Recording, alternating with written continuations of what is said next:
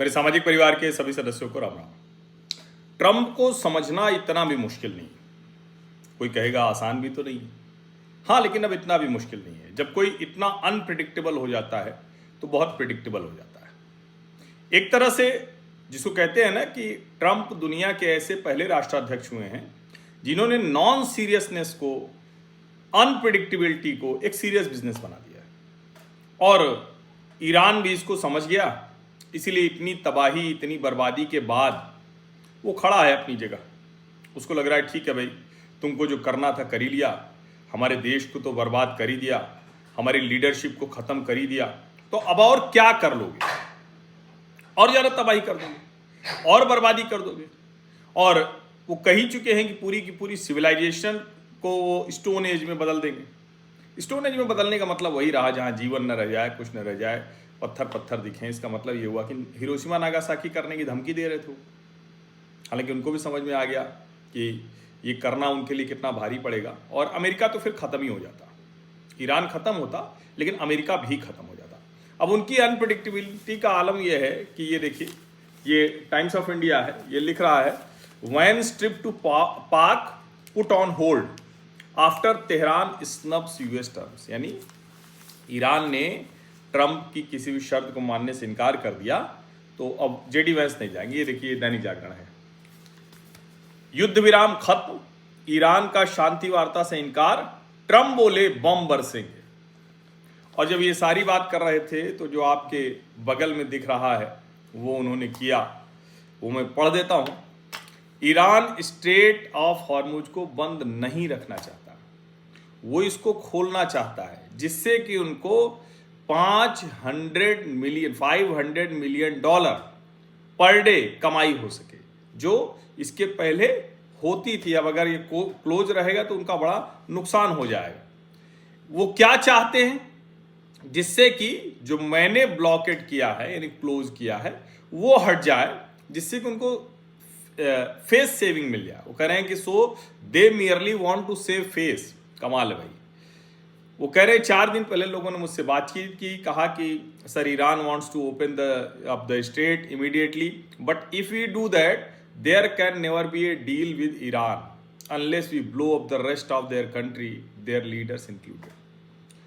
अब इतने predictable Trump हो चुके हैं। और मैं एक बात बार बार कह रहा हूँ, आप मुझे यहाँ भी सुनते होंगे, कहानी कुर्सी की में भी सुनते हैं, दूसरे चैनलों पर भी सुनते हैं। बहुत साफ साफ मैं बता रहा हूं कि डील तो ऑलरेडी हो चुकी है। इसको आप समझिए, डील बाकायदा ट्रंप और गलीबाफ और अरागची के बीच में हो चुकी है। अब वो मीडिएटर, आप कहेंगे कि ट्रंप तो सीधे सीधे कह रहे हैं कि जो पाकिस्तान के प्रधानमंत्री हैं शहबाज शरीफ और आसिम मुनीर, उन्हीं के जरिए कर रहे हैं। बिल्कुल उन्हीं के जरिए करेंगे, लेकिन सच ये है कि उनकी कोई बहुत बड़ी भूमिका नहीं है। भूमिका उनकी बस यही है कि वो ट्रंप के कहने पर वो सारा वातावरण तैयार करें, और जाहिर है उसका उसे लाभ भी मिल रहा है। उसके जो कमीशन है, ब्रोकरेज है, उसके खाते में दनादन गिर रहा है। सऊदी ने अभी $1 मिलियन का फंड दे दिया, दूसरे फंड आ रहे हैं। ट्रंप तो कह ही चुके हैं कि अगर आसिम मुनीर और शहबाज शरीफ उम्मीदों पर खरे नहीं उतरे तो फिर हम उनको बताएंगे, सारे फंड वन रोक देंगे। तो ये वो कह चुके हैं। अब जरा ये सोचिए, जो स्टेटमेंट आया, ये मैंने आपको दिखाया कि युद्ध विराम खत्म, ईरान का शांति वार्ता से इनकार, ट्रंप बोले बम बरसेंगे, ये हेडलाइन लग रही। और ट्रंप ने क्या किया, जरा इसको देख लीजिए आप।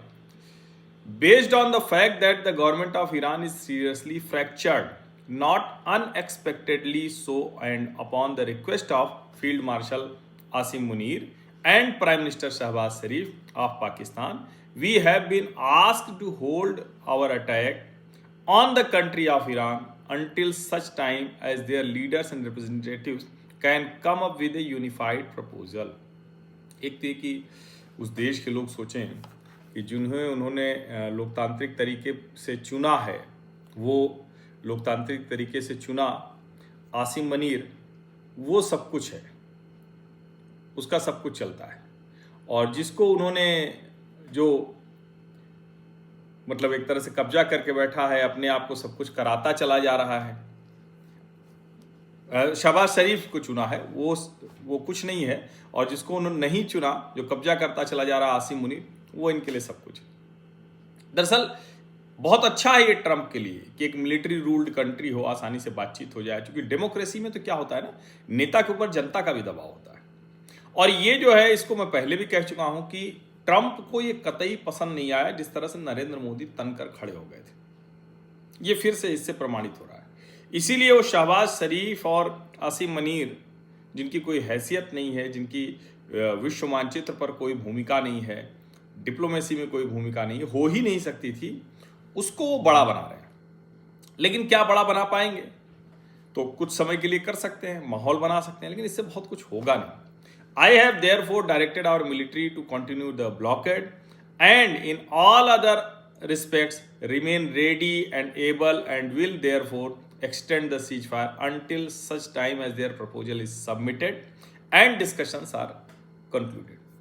तो एक तरह से कहें तो ट्रंप वही कर रहे हैं जिसको बार बार हम लोग, मतलब वो इलाहाबाद यूनिवर्सिटी में पढ़ते वक्त आता था, बहुत से लोग थे कि उड़ाइयाँ चमकाइयाँ धमकाइयाँ वाले। ऐसा नहीं है, कई बार वो करते भी हैं, सब कुछ करते हैं, लेकिन उनको भी ये बहुत अच्छे से पता है कि हम वहां पर क्या कहते हैं, बूट्स ऑन ग्राउंड्स अंग्रेजी में कहते हैं। तो बूट्स ऑन ग्राउंड तो हम कर नहीं पाएंगे। ईरान को पता है कि अमेरिका जब चाहेगा तब हमें ऐसे धमाके करके पीट के चला जाएगा, कुछ नहीं होगा। तो जाहिर है इन दो के दोनों की समझ बनी और उसमें उनको लगा चलो ठीक है भाई, कोई रास्ता निकालते हैं, तो वो रास्ता निकल रहा है। और मैं फिर कह रहा हूं, ये किया ही इसीलिए ब्लॉकेड कि आईआरजीसी से कमांड लेके, वो खुल गया था लेकिन फिर भी आईआरजीसी से कमांड लेनी पड़ेगी। और आपको ध्यान में होगा, एक भारतीय बोट पर तो आईआरजीसी की गन बोट्स ने फायर कर दिया। इसका मतलब क्या हुआ? इसका मतलब यही हुआ कि वो जो कुछ कर रहे हैं वो चाहते हैं कि उनका प्रभुत्व दिखे। तो ट्रंप ने कहा चलो हम कर देते हैं। तो एक जो फारस की खाड़ी वाला इलाका है जो ऐसे दिखता है, उससे उधर वाला इलाका वो ईरान के कब्जे में है, ताकत वाला है। इधर अमेरिका आ गया ताकत में। दोनों एक दूसरे को कुछ कर नहीं पा रहे। और ये तो साफ दिखा ना, यूएस सेंट्रल कमांड ने जो बताया कि लगभग क्या, उसने तो नंबर दिए थे, अब नंबर अगर बढ़ाया ना हो, यूएस सेंट्रल कमांड ने बताया कि 27 जहाजों को वापस ले चुका है। और अभी 4 घंटे पहले की उनकी पोस्ट थी, US central command forces remain ready. Remain ready तो ठीक है, लेकिन कुल मिला के वो बढ़ाना ही बढ़ाना था। अच्छा, मैंने कहा ना, ये अभी 12 घंटे पहले की है। Since the start of the US blockade against ships entering और exiting Iranian ports, US forces have directed 28 vessels to turn around और रिटर्न टू द पोर्ट। 28 हो गई, 27 की जगह 28 हो गई। अब इसका सीधा सा मतलब हुआ कि जो कोई ये कह रहा था कि अमेरिका तो कुछ कर नहीं पा रहा है, तो अमेरिका ने भी बहुत अच्छे से वो कर दिया, बहुत ठीक से वो कर दिया। इसको समझिए। तो ऐसा नहीं है कि अमेरिका कर नहीं पा रहा है, अमेरिका जो चाह रहा है वो कर तो ले ही रहा है। और इसीलिए मुझे अब ये दिख रहा है कि एक, जिसको कहते हैं ना कि जो कोशिश है, उस कोशिश में ट्रंप जो बातचीत है उसको करते रहेंगे, कुछ होता रहेगा। किसी दिन एक दिन अचानक आएगा कि दोनों अपने अपने ब्लॉकेड हटा लेंगे, यानी आईआरजीसी भी वहाँ से हट जाएगा, अपनी जगह पर चला जाएगा, और अमेरिका भी वहाँ से चला हट जाएगा। दोनों कहेंगे कि हमारी जीत हो गई, यही। लेकिन ठीक है, इन दोनों की जीत हो या ना हो, अगर ये दोनों हट जाएंगे तो दुनिया की जीत होगी। फिलहाल कुछ समय के लिए पाकिस्तान को खुश रहने के लिए गालिब ख्याल अच्छा है कि इस्लामाबाद टॉक्स हो रही है या रावलपिंडी टॉक्स हो रही है, ये कुछ दिनों के लिए अच्छा है। आप सभी का बहुत बहुत धन्यवाद। सब्सक्राइब अवश्य कर लीजिए, नोटिफिकेशन वाली घंटी दबा लीजिए, लाइक का बटन दबा लीजिए, अधिक से अधिक लोगों तक इस वीडियो को पहुंचा लीजिए। धन्यवाद।